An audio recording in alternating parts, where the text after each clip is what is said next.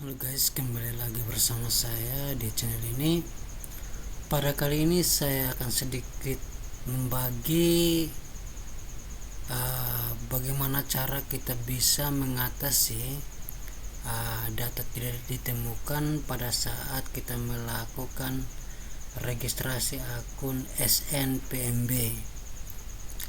Ketika kita melakukan registrasi akun SNPMB untuk pendaftaran SNBP dan UTBK SNBT, di saat itu ketika kita melakukan registrasi akun, di sini ada keterangan data Anda tidak ditemukan, ya teman-teman.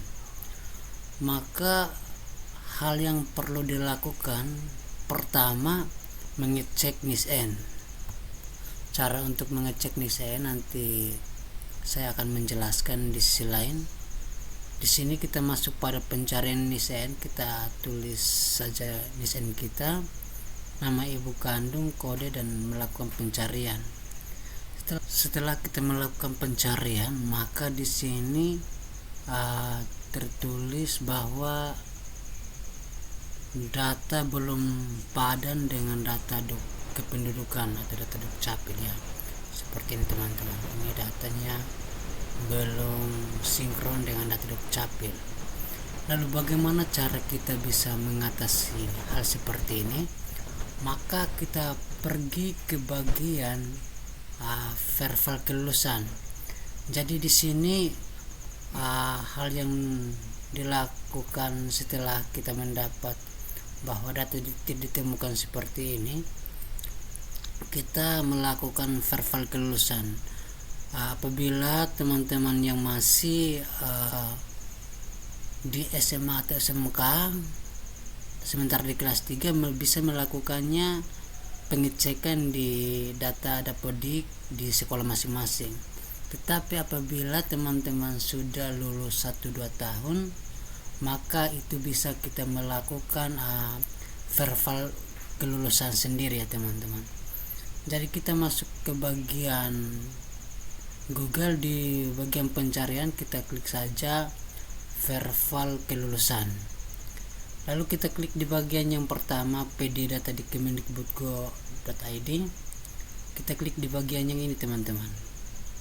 Maka kita akan dibawa ke bagian verifikasi dan validasi NISN peserta didik. Ini kita masuk ke bagian verifal kelulusannya teman-teman. Di sini kita diminta untuk mengisi identitas mulai dari NISN, NIK, nama lengkap, terus tempat lahir, tempat tanggal lahir, jenis kelamin, nama ibu kandung, email. Terus di bagian berikut kita akan diminta mengisi